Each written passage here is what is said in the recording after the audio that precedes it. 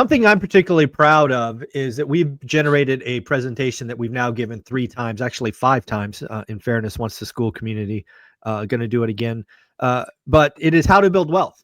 And I really do believe there is a process that's 1, 2, 3 to do that. But what I want to do here is get the collective wisdom of the 3 amigos. We have all been on our different journeys to get to financial freedom. So I would love to get their insights, their opinions, and have them kind of riff on just a few of the slides. This slide deck, I think, is about 40 slides. I think we'll look at 5 or 6.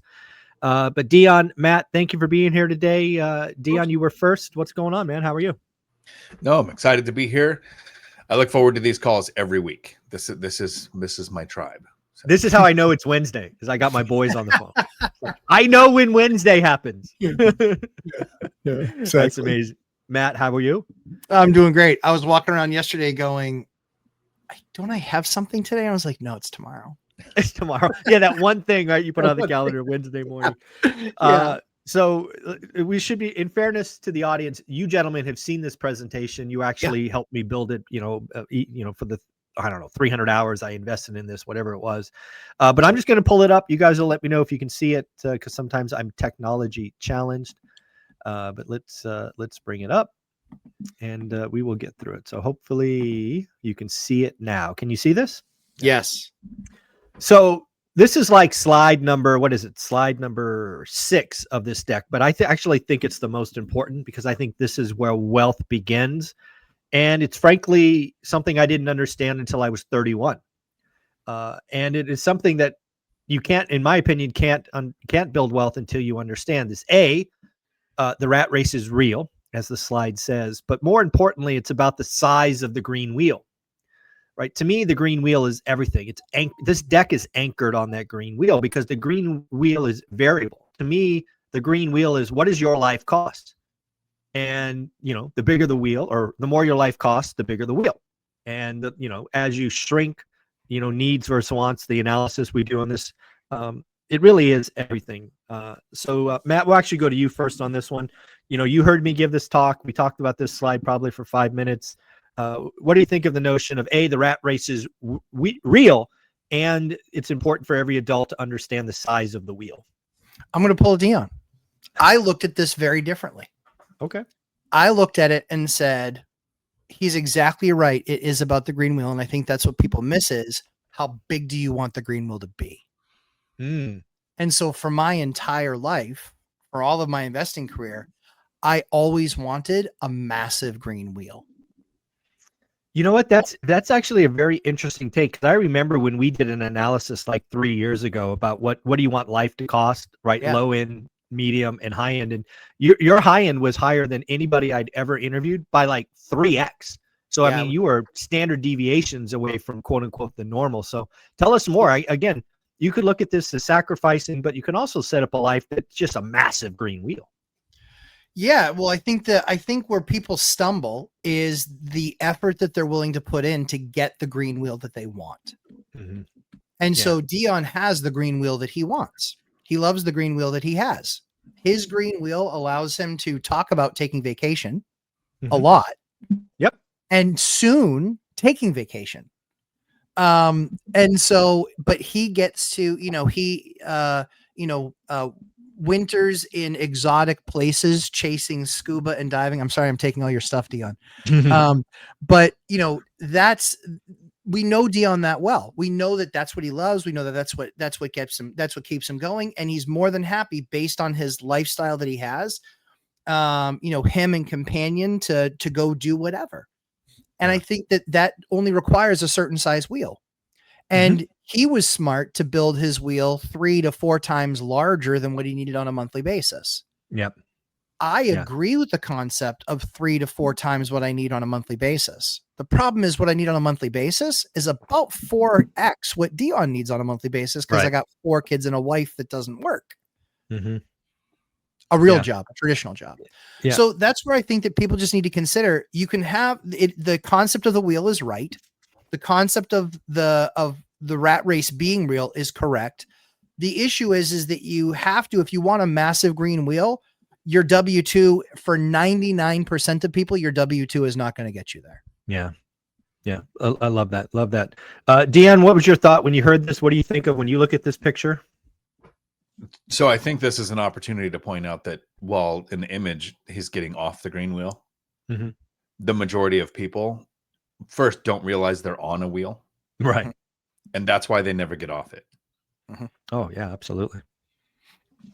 Yeah. Agreed. And again, the wheel is, it's hard to represent in a picture, is variable, right? The biggest thing that got me for my first, decade of real work was, as I got a raise, I just naturally increased the size. I let the thing grow, and the bigger the wheel, the more painful it is if it stops, right? If you're in you're in the Silicon Valley, you work at NVIDIA or one of these AI companies, and you're pulling 500 grand a year, and then lo and behold, you get laid off, a year from now, and you go to zero. That lifestyle is going to hurt. Yeah. Yeah. More than a little. More than a little. Yeah. Yeah. Well, let's jump ahead, Dion. We're going to go to you first. This is actually the slide that I start with. It's like, hey guys, if you want to get wealthy, this is where it starts. So hopefully that changed for you. Did that change? Maybe. I mean, Maybe not. So if you want to get wealthy, this is where it starts, turning money into assets. No, you got to believe it's possible. I didn't know. Right. Understanding it's, yeah. Yeah. So again, hopefully the slide did move, but this is where it all begins. Even before the action steps of 1, 2, 3, this is step 0 for me. And the reason I had this slide in there, Dion, is there's so many people that just seem to have given up. They've adopted the doomer mentality.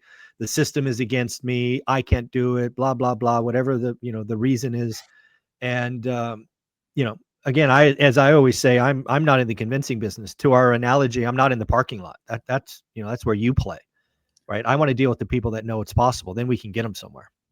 And this is where a lot of people's algorithm kind of screws them. Amen to that. They go on YouTube University or on Rumble, and they start looking up, how do I educate myself on real estate? And so not only do they maybe think it's not possible, they're going to be inundated with, it's not possible now. Yeah. Mm-hmm. I couldn't agree more.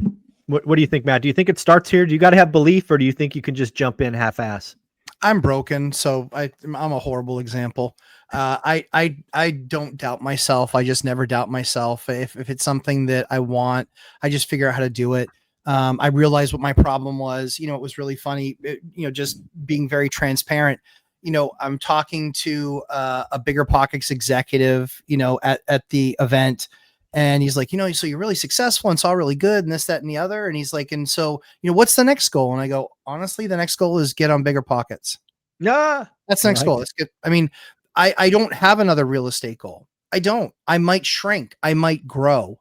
The people confuse it far too much with getting in the numbers when you have no clue what you're talking about with the numbers. It doesn't matter. Doers do. And losers talk. And so I'm a doer. And so I will reach out and I'll ask a bunch of questions, but I'm motion creates emotion, and you're moving and you're taking steps and you're doing the next thing. And so it was like, I didn't talk about for months and months and months having a YouTube channel. 1 week I didn't, the next week I did. It was that simple. I'm just a doer. And the luxury that I have is that I'm a horrible judge against myself, but the luxury that I have is that I don't care about failure does not faze me. I'm too stupid for failure to faze me.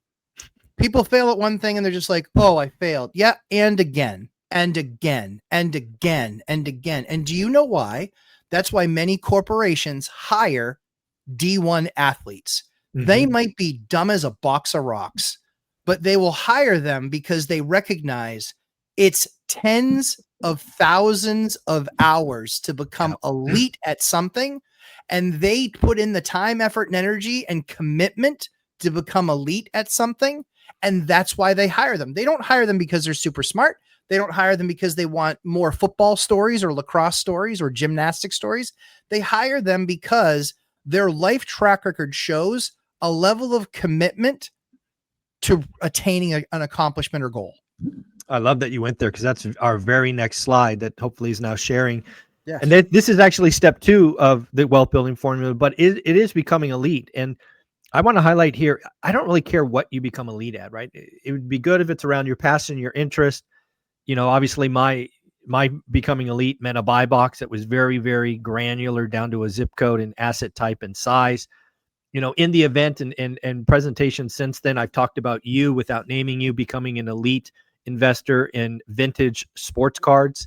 Mhm. Again, you can become elite. And when you why isn't becoming elite important? It's because when you are elite, you can see value before anybody else. You can either see mispriced or you can see opportunities to increase value. And these take hours, hundreds, thousands of hours, but it's worth it, right? Step 1 is create discretionary income. Step 2 is elite. So, just talk about the importance of becoming elite. I don't give a shit what you become elite at. There is somebody making real money in whatever you want to do. Just go do that. What do you think, Matt? Farts in jars. Not joking. Farts in jars. There's a woman out there that sells $1,000 farts in jars. I did not know that. That's it. $1,000 farts in jars. And I look at examples like that because she has become elite, maybe not at gassing, but just at marketing something that clearly people want. It amazes me, but she became elite. She made over 6 figures last year doing this activity. Wow. All right. I mean, again, that's a great story. Again, you never know. There's people making money doing all kinds of things. Yes. Hey, listen, you said elite at something. Yeah. That is something. And nothing all at the same time. It's ridiculous. But she made, how many people out there don't make 6 figures and they're killing themselves and all she's doing is farts in jars? There's opportunity for everybody and keep on searching that opportunity, but you have to do the work, and 1 or 2 weeks or a month of trying something not enough. Doesn't work. Work. No, I couldn't agree more. That's a big thing for me. I'll go to you in a sec, Dion. The other thing about becoming elite, to me, is you don't diversify, right? You got to get hyper focused on your thing. Don't try to do 12 things. Do that later in life. This whole 7 streams of income nonsense that millionaires have, they don't start that way. It's hyper focused. Sorry, Dion, go ahead. Well, this is an opportunity for the warning. Do it. Most people are elite at something. Few people monetize it. Few people focus on something that can be monetized. Great point. How many people do we know that I've got a friend that crochets? She's like the Beanie Baby size crochet. I don't know what she does. Fills rooms with it. Could do an Etsy store. Could do it. Not going to. Just enjoys the crocheting. You're talking tens of thousands of hours to become a master at a skill I have no interest in, but other people are. Not going to monetize it. Yep. There are people. I'm a gamer. I turned it into a side hustle. There are millions, if not hundreds of millions, of gamers who don't. It's my release. It's my relaxation. It's my electronic income reducer. That's basically what it turns into. So if you're going to become elite at something, think it through. Yeah. I couldn't agree more. All right, the next slide that I think is important. Again, we are not the get rich quick crew, but we are the get rich or get wealthy for sure. I just always have to highlight that step 3 is a 10-year sacrifice for 50 years of freedom. This is it, folks. I mean, we have evidence now. We've been doing this stuff together 5, 6, 7 years. We have people in our community that have since retired, right? Obviously, they started the journey before they knew us, but have completed it while knowing us. And this works. And I just never want to be unclear, right? It is a 10-year journey. And as you'll see in a minute, the first 5 years suck, but you can really earn that freedom of decades. And Dion, you always talk about, right? You're going to be alive in 10 years, invest like it. So talk about this slide, Dion. Well, the most common question I get whenever I bring this up is, but could you do it sooner? Yeah. The idea is you can increase the risk of failure to try to do it sooner. Sure. So how much risk are you willing to tolerate? And when people say, if you started today, what would it take? I still go 10 years. 10 Even with the knowledge and the experience of what I have, I would make a 10-year plan. Would it happen? You need time to compound. Possibly. Yeah, possibly. Yeah. Well, more what you all not only need time to compound, but you also need time to learn your lessons, get a lead, take your licks, have your losses. Yep. The thing that I've always equated every business to is that people are shocked and they go out of their mind when a 6-year-old company fails. Do you know it's 6? I equate them to children. Yeah. You're shocked that a 6-year-old failed at doing some massive task. I never would have guessed it. Yeah. And so that's why at 10, it's like, okay, at 10 years old, it has a level of responsibility. It has a level of maturity. It has a level of, not shitting its pants, and being able to get its own drink and being able to sit at the table and be well-mannered and, and carry on conversation with adults. At 10, it's doing things that at 2, it cannot do. You are just fussing, whining, and filling your diaper at 2. Right. And so go ahead, Dion. Sorry. Go ahead. Nope. Go ahead. So I was just going to say, so I think for me, I equate it to, it's much like, growing businesses is much like raising children, and they do certain things at certain phases. And while they might be super advanced in one area, they might be dragging down in other areas. And those are the areas that you have to at least become functional in order to be able to grow. Yeah. Love that. Dion, you want to say something about this one? So I think the challenge with this slide is most people are going to focus on the 10 years, the 5 years of suck. The challenge is how can you make it faster? And so my content, what I do is I try to get people to focus on the 50, focus on the outcome, because then the 5 to 10 years of suck are worth it. Correct. Yeah, that's a great way to put it. This is the one that's always important to me. And it's really because I'm around a bunch of entrepreneurs, right? You live in Vegas, you get around these guys who are just killing it, being entrepreneurs. And it always bothers me that entrepreneurs are quote unquote celebrated in social media where, I've never been one or never felt like I was one, just an employee who did what they did. And I just need people to reorient, right? Your job is not a prison. It's the key to the future. Matt? Yeah. Dion had a great post on this on social. I saw that. Yeah. Yesterday, guys, check it out. Dion Talk Financial Freedom, but it was a great post. Tells you really all that you need to know about it. What was interesting is I had somebody post something after my conversation or what I talked about the weekend being about, and Dion and your story and my story. And he was like, my dad's 74 and he loves his job. And so based on this report, he should be dead and blah, blah, blah, blah, blah. And so he still thinks he's successful. And I was like, listen, you infant, he is successful. But if you asked him today, would you like to go do whatever you want to do every single day and not have to think about money? He would pick something else, you moron. Everybody does. There's facets of their job that they love, and there's facets of their job that they hate. Nobody loves everything about their job. And again, the key is you can have those days. Don't tell me that you don't have a day where you're literally like dreading waking up the next morning because you got to go do a bunch of suck things at work. Give me a break. You're lying to yourself and you're lying to everyone else. And we know you're full of shit. So stop lying. It is what it is. I get it. We all loved our jobs. We all loved our jobs. Zub wasn't expecting that to be his last day. Nope. Dion did it just to piss me off and retire before me. And he wasn't expecting that to be his last day. And me, I then took an opportunity to make it my last day, but still was the night before I walked out of my office and I told my wife, I'm done. I'm done in my heart and I'm done in my head. I'm done both at the same time. And now it's ready. Now I'm ready to move on. We did what we needed to do. And now we're ready to move on. And I have not, and I won't put words in your guys' mouths, but I have not missed my old job for a millisecond, not even for a millisecond. Yeah. So I did miss it. As I've talked about earlier, I got very depressed, but the moment I was in Taiwan in the back of that van, listening to Graham Stephan talk about his 4 rentals or whatever it was, that was the moment that it clicked for me. And that's the instant that One Rental at a Time was born. I didn't know where we would go with it, but once I had that new passion, that new thing, dude, I never looked back, never even thought about it again. Yep.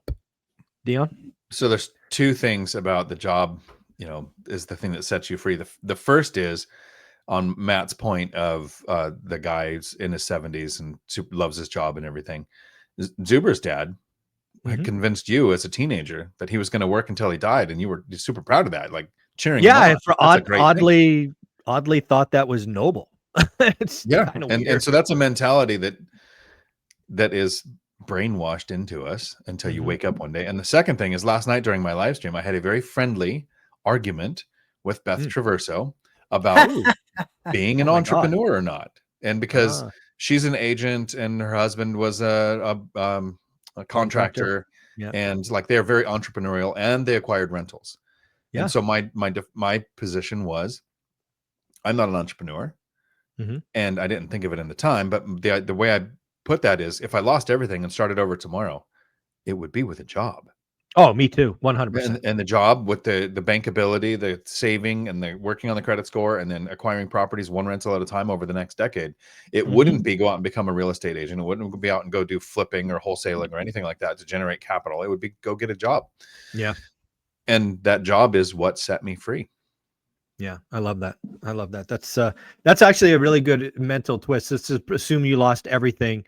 What would you do? I'm guessing I know for one certainty I'd go get a sales job again. There's no question. Probably sales leadership. And then Matt, you're the one that I think about going, you might just go start something. What would you do if you just woke up tomorrow and it was all gone? Would you get a job or would you just go be an entrepreneur? I start something every day. Yeah. Usually a fight with somebody. Start something every day. That's funny. I don't think I would get it would really depend on like what the circumstances were, right? Like if I had to find out a way to put food on the table, I can sell anything. So Right. I would go and, figure out getting food on the table first. Got it. And makes sense. then just kind of build out from there. But it's just like anything. I'd be fine. Yeah. I'd be I fine. love that. I'd be back in my spot probably within 3 to 5 years. I'd be back in the same spot. I could rebuild it Nice. again. I could rebuild it a whole lot faster. Nice. So Very yeah, cool. I think that, like I said, entrepreneurs are damaged. Yeah. We're damaged. Like Yeah. I have more ideas than I could ever build in my lifetime, Yeah. and I have to make sure that it's an idea for a period of time, like a significant period of time before I move on it.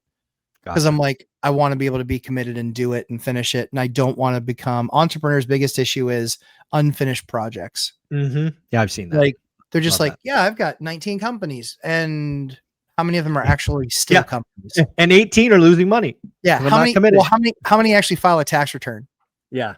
Like, Exactly. 3. Okay, then you actually have 3 companies. You don't have 18. I like that. All right. Dion, this one's for you. This is, this was an important one for me to get in. I never want people to forget this. I think lots of people preach, get rich quick or instant or easy button or any of that. And I never want to forget that building wealth is absolutely possible. You absolutely have to believe, but never lose sight that the first 5 years suck. It's dirty. It's painful. You will have, scars, whether physical or mental scars. Talk about the first 5 years sucking. So this one is really important to me. A lot of times when people talk about the 5 years of suck, I point out I saved for 2 years. I lived in an apartment for 2 years to rent out the house to get the first duplex. And then it was another 2 years to get the second duplex. So in 4 years, I made 2 purchases. Yep. And there's a quote from Coach Carson that he was talking with somebody at BPCon about growing fast and what can we do to go faster. And Carson explained it, Coach, much more eloquently than I'm going to. So this is a butchered rendition of what I've heard. He said, imagine if you make a mistake in real estate. You don't know today. You don't know next week. You don't know next month. When you realize you made a mistake, it's been a month or 3 or longer. Yeah. So if you go fast, you can make a mistake 5 times before you register that it was a mistake. And now you've made it 5 times. Yeah. The way he put it was brilliant. I think I conveyed it. The 5 years of suck intentionally kind of should go slow. That's why lenders put roadblocks in place of your DTI or rental income on tax returns or something like that. So you can figure out the basics and see your mistakes and have time to fix them. Yeah, I couldn't agree more. Matt, what do you think? First 5 years suck? Yeah, first 5 years suck. Anything worth building does. I think it dovetails into that point that I brought up before with that guy talking about his dad working to 75. Here was his exact response. Chad Swanson, this is for you, my buddy. My dad has purpose. He loves what he does and he enjoys his life. The goal in life isn't figuring out how to not work, but to find your purpose. That is when you find fulfillment and it gives meaning to each day. So that on its head, I generally agree with, but here's the issue.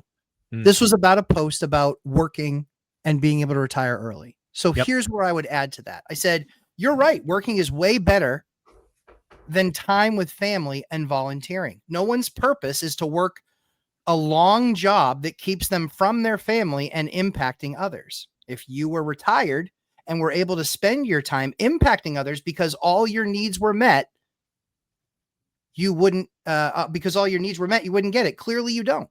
I do more than most workers. I make far bigger impact, and I don't focus on my needs at all. Yeah. I can focus on them reaching their goals and get more time as a dad. No one ever said on their deathbed, I wish I spent more time working because I love my job. Yeah. Couldn't agree So more.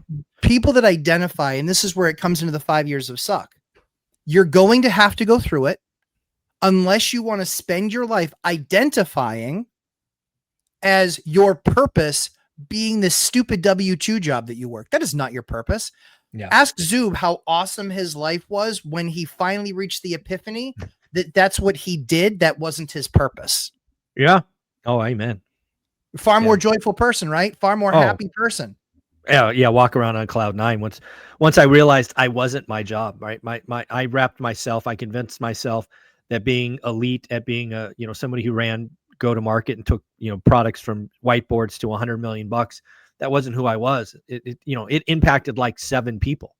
Yes. Now you're chasing an impact that's it's thousands and will be tens of thousands of people. It's far more joyful and frankly a lot less stressful, right? I spend about 15 hours a week on this journey, and then I get a whole lot more time to do what I want and get healthy and all this other amazing things. So people limited like Chad believe that what you do is who you are. Yeah. No. And that is not it. And that's what the 5 years of suck, when you start that, it helps bring out who you are, not just what you do. And that's where you identify. Love that. Matt, this one's going to be for you.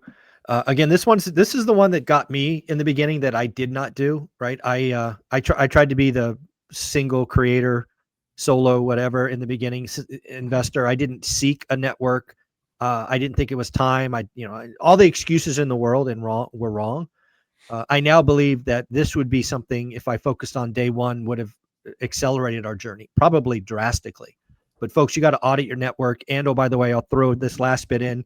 I consider your phone one of these people, because I think a lot of folks say things, but then they consume doomers and negativity. And I think doomers are evil, pure evil. So talk about the importance of auditing your network, Matt.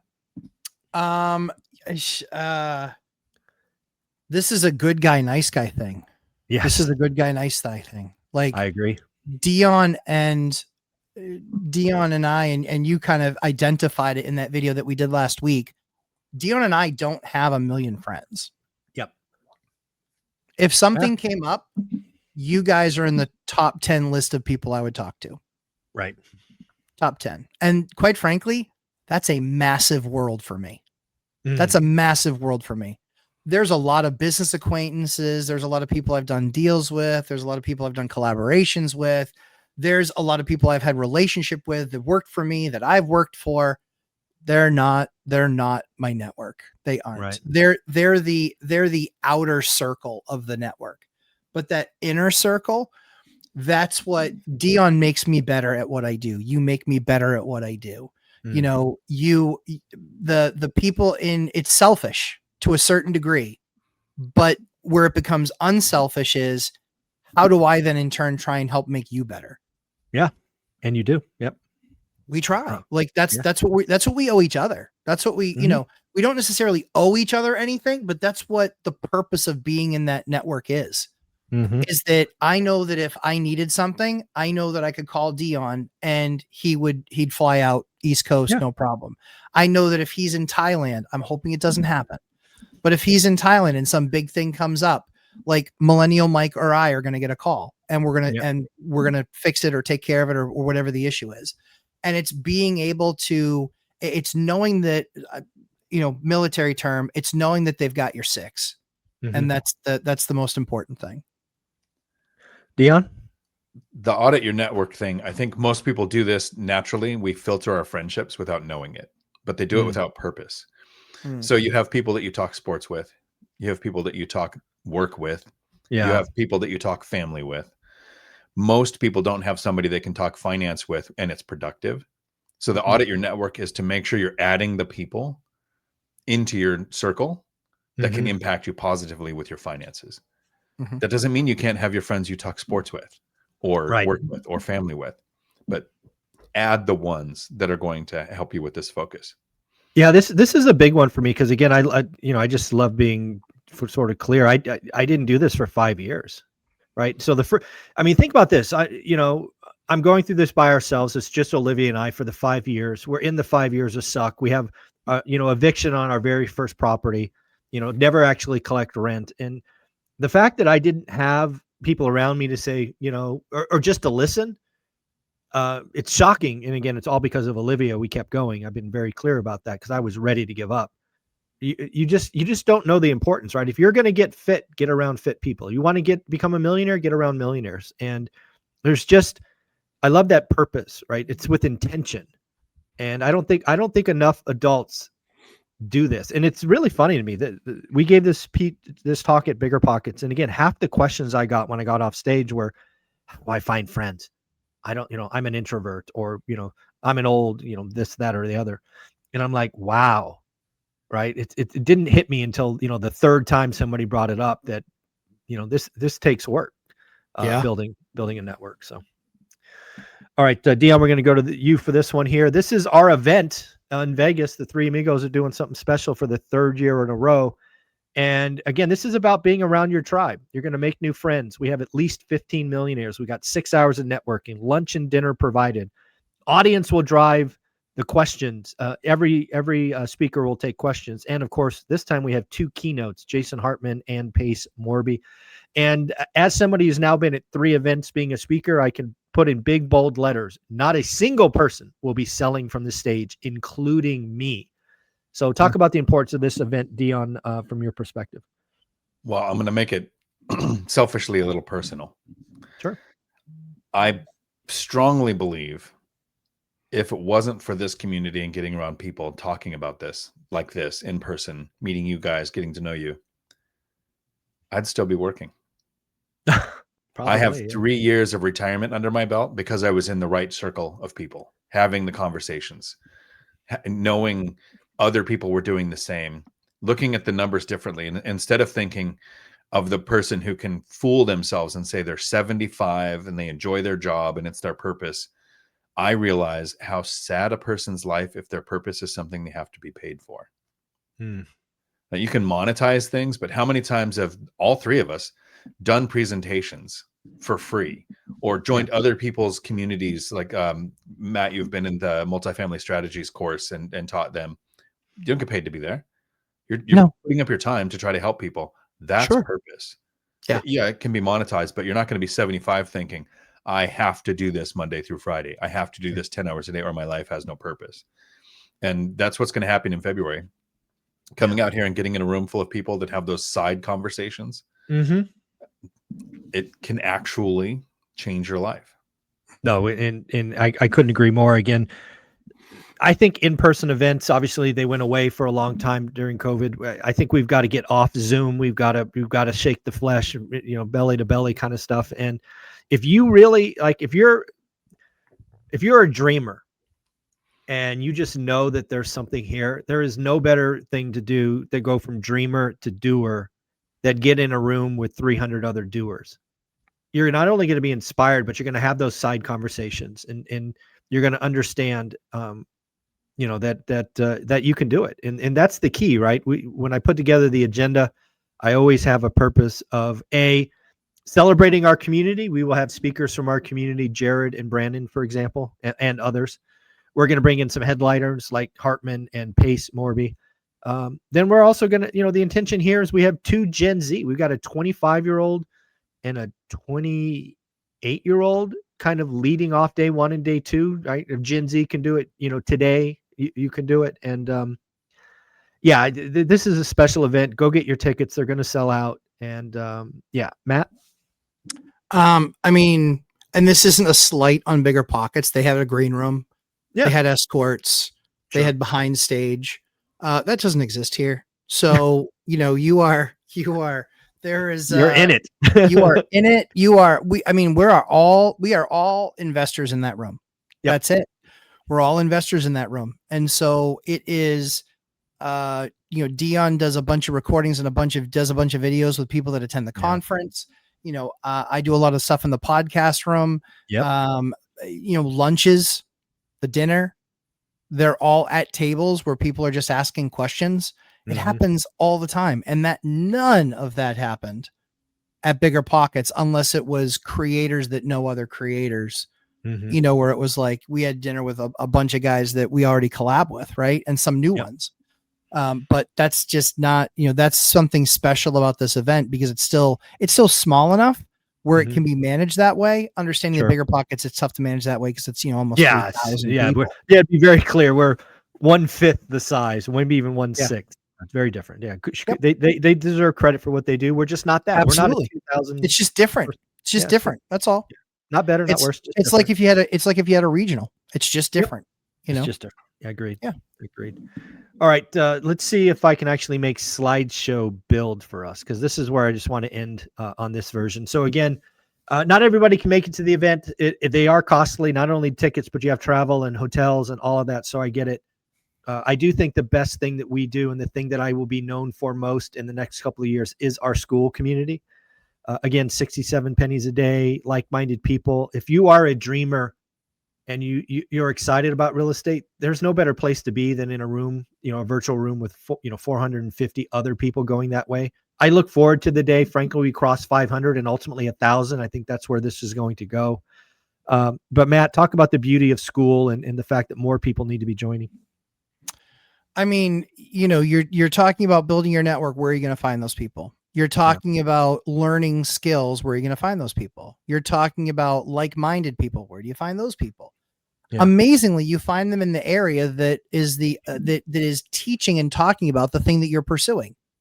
So with, we even in the Lumberjack Landlord course, we have a small user group, but we talk about people going to the accountability groups that are there. Yeah. Jared runs a phenomenal group. There's Frank runs a phenomenal group. Like, these guys all run great groups that are great accountability partner pieces. And again, it's all community, and it's being able to share mindset and skill set and grow. And it's, if you don't celebrate your wins, and Zuber sucked at this. Oh, I did. If you don't celebrate your wins, then what's the point of the next one? You end up, 30 years down the road, and I mean, I've accomplished a lot, and I don't feel like I've actually won anything. Yeah, couldn't agree more. Dion? So I want the people watching to picture two groups of people. So you're talking to two groups of people. You tell your friends who kayak, and you're in your kayaking group, and you go and you say, I'm thinking about buying a rental. If you do, or if you don't, they'll just say, oh, okay, well, you didn't like it.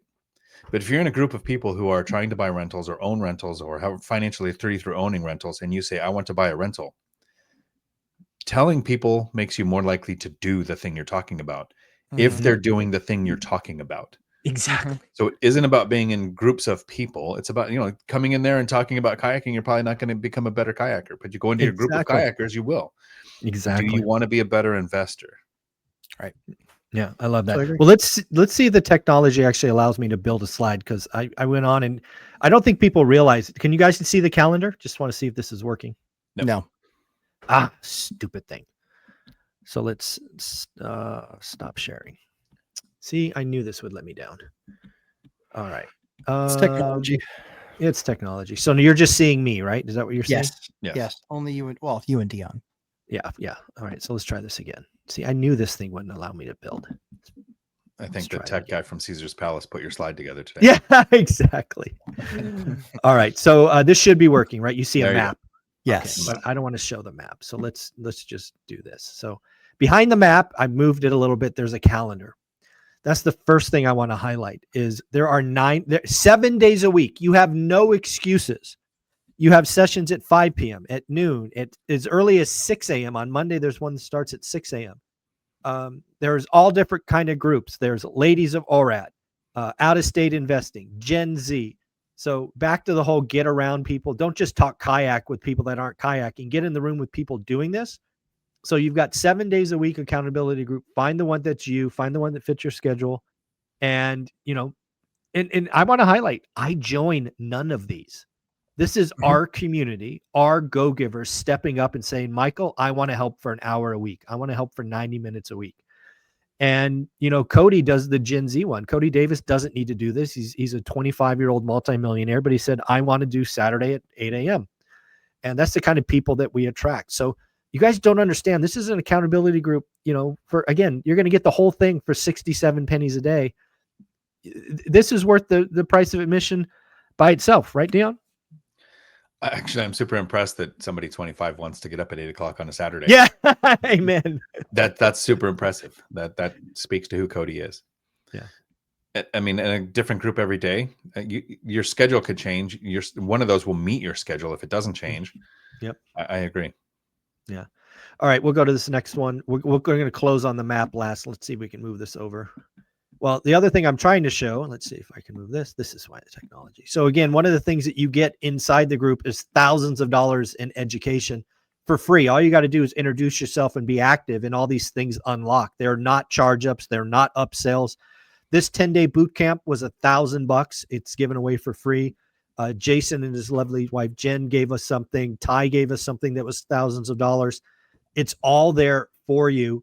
All you have to do is join, introduce yourself, because I do gate a couple of these things at level 2 and level 3, which means you got to do like 5 posts and, heart 5 things just to show that you're active. And, thousands of dollars in education you can get for, $20. And if you want to join for a month and consume these and leave, so be it. But again, this is always building out. And again, no upsells. Matt? I mean, one of the toughest things that I experienced in getting into the real estate game was that there were no resources. There was no community to have conversation. Everything was competition. Everything was competitors. And the cool thing about this is that it's not that. It's the exact opposite. It's all the tools that you need. It's all the people that you need to talk to. It's watching, people are going to be amazed that there's people that get into that community, and year 1, they do a little bit, and year 2, they do more, and year 3, they do a lot of it. And if they're still around, they're going to be like, I was in the same place as that person 3 years ago. Now they have 30 units and I have 4. Yep. And that would make them better at this than you. But they're there, and they're there and they participate, and they, will have a conversation. It is a very short list of the number of real estate investors I've ever talked to that basically either A, wouldn't have a conversation, or B, didn't share anything in the conversation that they had. Oh, absolutely. It's a pretty short list. Yeah. We all realize very early on that there's more deals out there, and your win's not my loss. It's a very, we're all givers, but our community certainly stands out at the amount of giving. And then the last thing for me is this map, right? I get asked all the time, where are people? What's going on? We have, we have a SoCal group meeting this weekend on Sunday. There's, 49 people down there.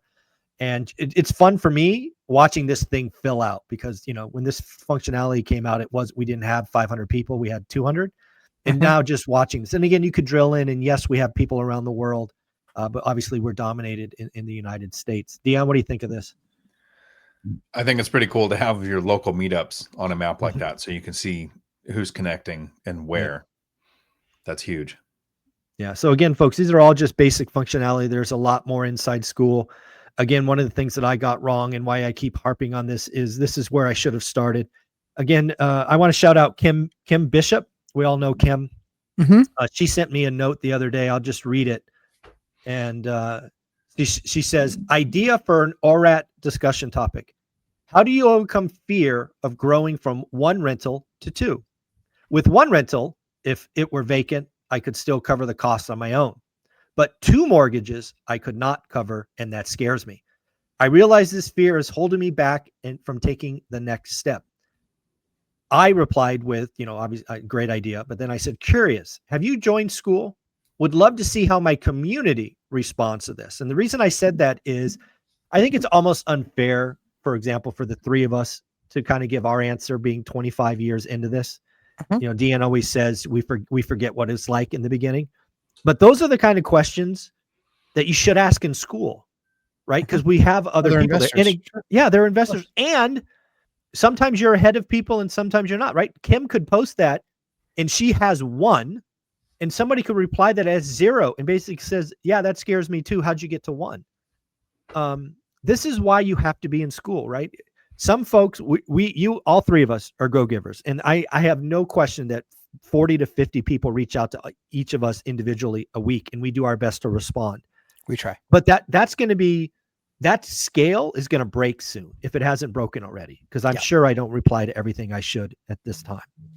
But if you're in school, you've got 450, almost 500 people that will reply, right? The forums are very active. So, Kim, I don't know if you're in school. I should have looked it up, but I joined Skool, asked that question. Matt, what do you think? I mean, again, it's people at the same, you'll find your people that are at the same point in the journey that you are. Mm-hmm. And that's typically very valuable. That's what we do about boot camp. We want 15 people all in the room, all hearing each other's struggles, all hearing each other's challenges, and all hearing the solutions of then how to deal with that. Yeah. That's why I really poo-poo the, one-on-one, big time, big ticket stuff. I much rather do, 1 on 10, 1 on 15, listen, take all the problems, solve all the problems, create strategy around how they either A, don't need to come up, or B, if they do, this is how you resolve them. Much rather spend my time there. We're about to start another boot camp. It's our 6th one. Nice. And again, we keep them small. It's, 15, 18 people tops. That way everybody gets heard every single class with what they're dealing with, and we can address the problem. Yeah. Love that. Well, guys, I appreciate you allowing me to go through this. This was a point of passion for me for the last 3 months, maybe 4 months. I do think getting wealthy is as simple as 1, 2, 3. It's math and time, right? Don't overcomplicate it. But the big thing for me is you got to get around other people, right? Dion's analogy of the kayak is perfect. You're interested in kayaking. Why are you talking to non-kayakers? You're not going to get better. You've got to be purposely in the room and network with them.